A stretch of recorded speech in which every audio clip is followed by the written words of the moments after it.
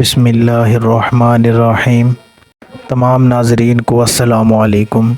امید ہے کہ آپ سب خیریت سے ہوں گے۔ ایک صحابی رضی اللہ تعالیٰ عنہ کی دجال سے ملاقات۔ ایک مرتبہ میں سمندر کے سفر پر نکلا۔ مسافروں کی کل تعداد 30 تھی اور ہم سب ایک کشتی پر سوار تھے۔ ہمارا سفر انتہائی اطمینان کے ساتھ کٹ رہا تھا کہ اچانک ہوا چلنا شروع ہو گئی اور سمندر میں طوفان آ گیا۔ اس شدید ہوا اور طوفانی لہروں کے باعث ہماری کشتی اور سمندر میں موجود دیگر کشتیاں ڈولتی جاتی۔ کشتی کے مسافر اس صورتحال سے پریشان ہو گئے اور ہر کوئی اپنے اپنے خداؤں کو پکارنے لگا، کیونکہ کسی کو کچھ سمجھ میں نہیں آ رہا تھا کہ کیا کرے۔ سمندر سے اٹھنے والی لہریں ایک سمت کی بجائے ہر طرف سے کشتی کو اپنی لپیٹ میں لے رہی تھی۔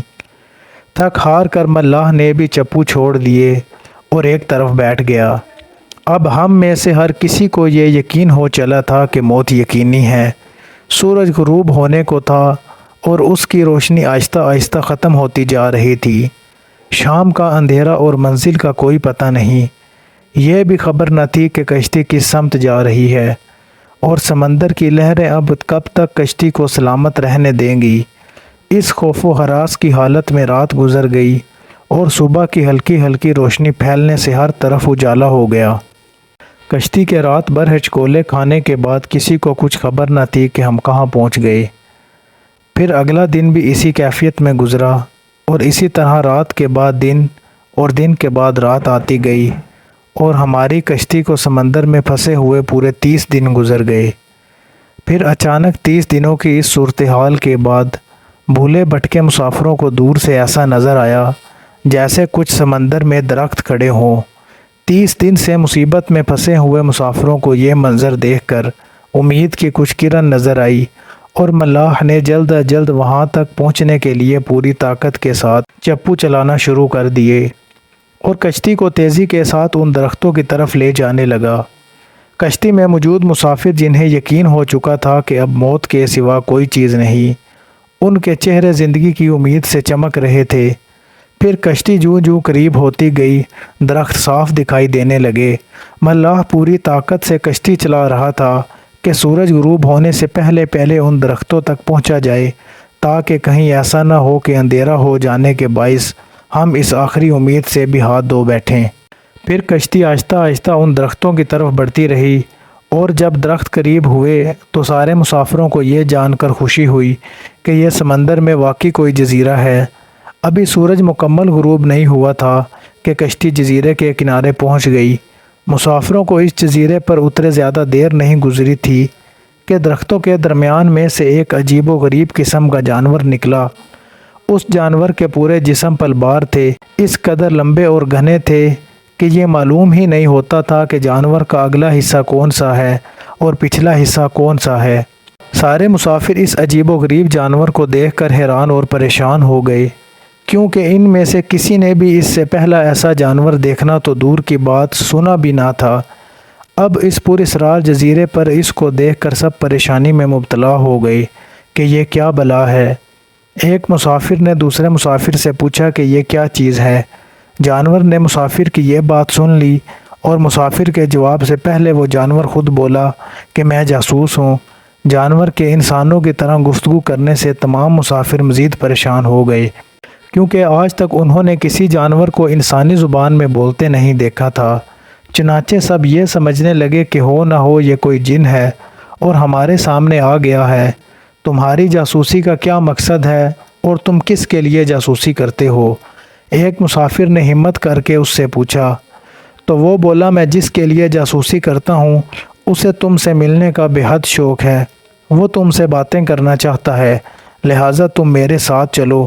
یہ سن کر ہم تمام مسافر حیران اور پریشان چپ چاپ اس کے پیچھے ہو لیے۔ وہ عجیب و غریب جانور درختوں کے درمیان بنے ہوئے راستے سے ہوتا ہوا ایک پرانے محل کے سامنے جا کر کھڑا ہوا۔ محل کے چاروں طرف سے بلند و بالا درختوں نے گھیر رکھا تھا۔ مسافروں نے وہاں پہنچ کر پریشان نظروں سے اس کی طرف دیکھا اور پھر جانور کی طرف سوالیہ نظروں سے دیکھنے لگے۔ جانور پھر آگے چلا اور سب مسافروں کو ایک بڑے دروازے سے گزارتے ہوئے محل کے اندر لے گیا۔ محل کے اندر داخل ہوتے ہی سب نے دیکھا کہ ایک بہت بڑا شخص زنجیروں سے جکڑا ہوا تھا اور رہائی کے لیے کوشش کر رہا تھا۔ ہم نے اس سے پہلے اتنے بڑے قداور اور اتنے زیادہ پررعب والا شخص کبھی نہیں دیکھا۔ ایک مسافر نے ہمت کر کے پوچھا کہ تم کون ہو؟ میں کیا ہوں اور کون ہوں یہ تو تم جان ہی لوگے، پہلے یہ بتاؤ کہ تم کون ہو؟ اس نے سوال کرنے والے مسافر سے پوچھا۔ مسافر نے جواب دیا، ہم عرب قبائل اور جذام کے لوگ ہیں، اور ساتھ ہی اس مسافر نے اپنے ساتھ بیتی اور یہاں تک پہنچنے کی ساری داستان سنا دی۔ اس قید میں جکڑے ہوئے شخص نے کہا، ذرا مجھے نخلستان بیسان کے متعلق تو بتاؤ۔ مسافر نے کہا کہ ان کے متعلق کیا جاننا چاہتے ہو؟ تو وہ بولا کہ خبردار، ان قریب ان پر پھل لگنا بند ہو جائے گا۔ وہ قیدی غصیلے انداز میں بولا۔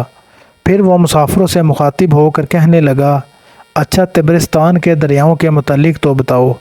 مسافروں نے کہا کہ دریا کے متعلق کیا پوچھنا چاہتے ہو؟ وہ بولا، اس میں پانی ہے۔ مسافروں نے کہا کہ ہاں اس میں پانی ہے۔ اس نے کہا کہ ان قریب اس کا پانی ختم ہو جائے گا۔ پھر وہ کہنے لگا، مجھے زغر کے چشمے کے متعلق تو کچھ بتاؤ۔ مسافروں نے کہا کہ کیا پوچھنا چاہتے ہو؟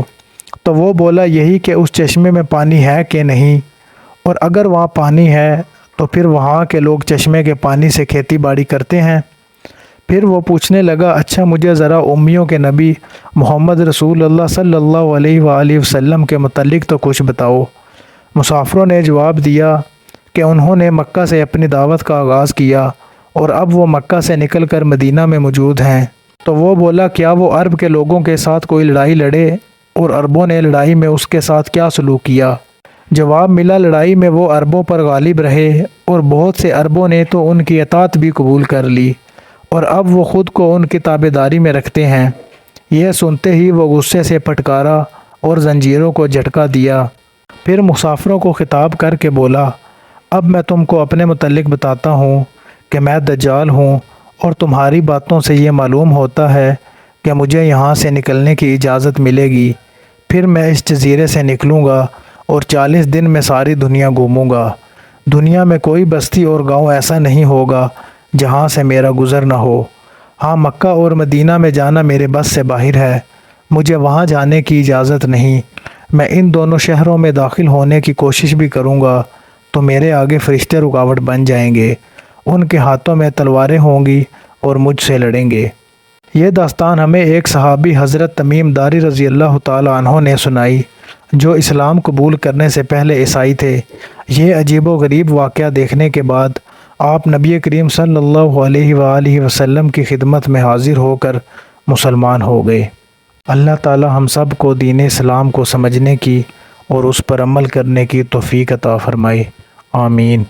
ویڈیو اچھی لگی ہو تو چینل کو سبسکرائب ضرور کر دیں۔ جزاک اللہ۔